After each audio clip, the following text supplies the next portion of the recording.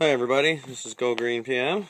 I had problems with the other inverter. Anybody that's watched the channel known that I had bought a 1000 watt Eliminator, and I had problems with the switch and it not taking the load because each plug, one plug was 600 watts and one plug was 400 watts, so it's not really 1000. It's combined between the two, it's 1000. So I returned it yesterday and just so happened to be looking at the flyer last night and seeing that this one came on sale today for $120. So it was $30 more, but it's 1500 watts. So that will give me a lot more versatility on what I can use. This one says you can use microwaves, all that type of stuff on it. So I haven't yet opened it, so I think it's pretty much the same as the other one, maybe just a tad bigger.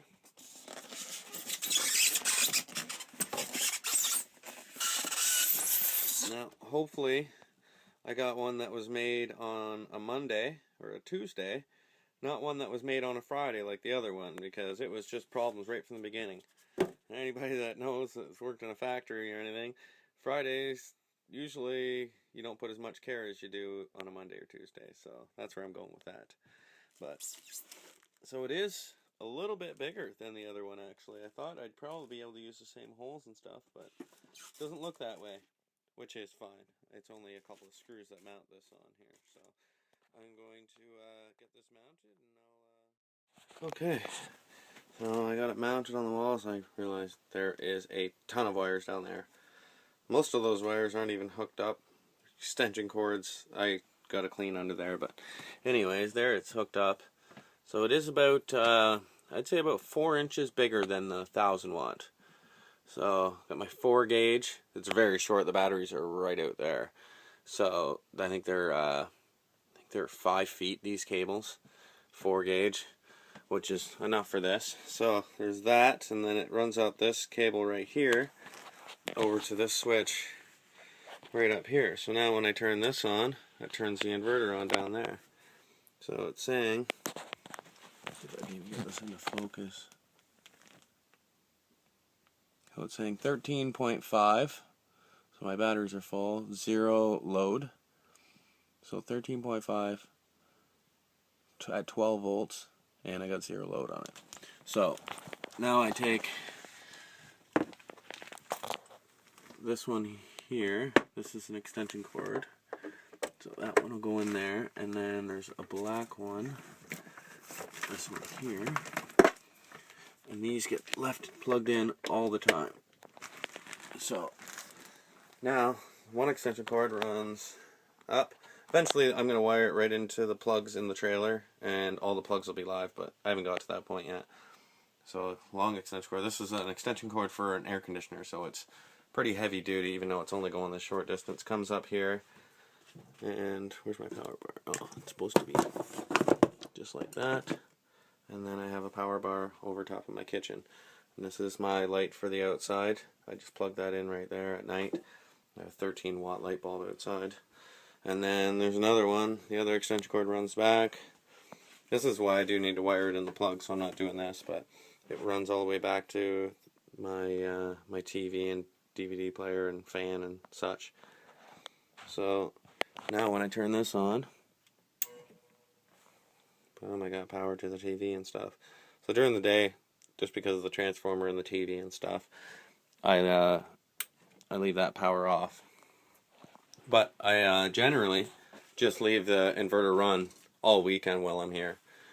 For the amount of load that it takes, it would take a long time to drain my batteries. When right now my batteries, see, what's weird is it says 13.5, which because of the cables, I think because they're 4 gauge and I'm running 6 gauge to this, that it's saying 13.5, but my controller's saying 13.1. And it will go up to 14.4. So they are pretty much full, but not completely full because it will cycle on and off. And right now it's still charging. And it's show you outside here. It's pretty much a fully cloudy day. But now with the 200-watt panels, even on a cloudy day, I'm pulling 3 amps.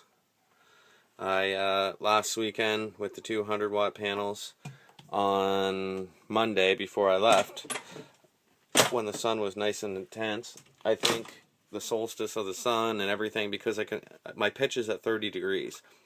So right now I think it's hitting at its max, and I was pulling 14.3 amps in the sun, which is incredible for 200-watt panels. 12.9 right now, and it'll slowly diminish down a little bit. If the sun does peak back out, then hopefully I can get these fully charged. I got no load on right now, which now I do. So on the load, once I turn this on, will activate this box and the DC lines to the trailer. So now I have power everywhere in the trailer. I'm pretty sure. Yeah. So now I have lights in the trailer. And my pumps and all that are all on that same load. So now that I've got this inverter, I hopefully, when I'm using my big coffee pot and stuff, it shouldn't bark at me anymore. I think between the lines, I should be okay with a 4 gauge. It says 0 or 2 gauge, but to try to find 2 gauge wire to end up costing as much as the inverter. These are battery terminals. They're 5 feet long, and I think they were $16 a piece, which is still, you know, over $30 just for the cables. But you know, now I think once after I'm done this weekend, maybe I'll do an update video. I will be taking the 4-wheeler out for a ride and take you on some videos from that. So I will talk to everybody later. Have a good day. Please subscribe and comment.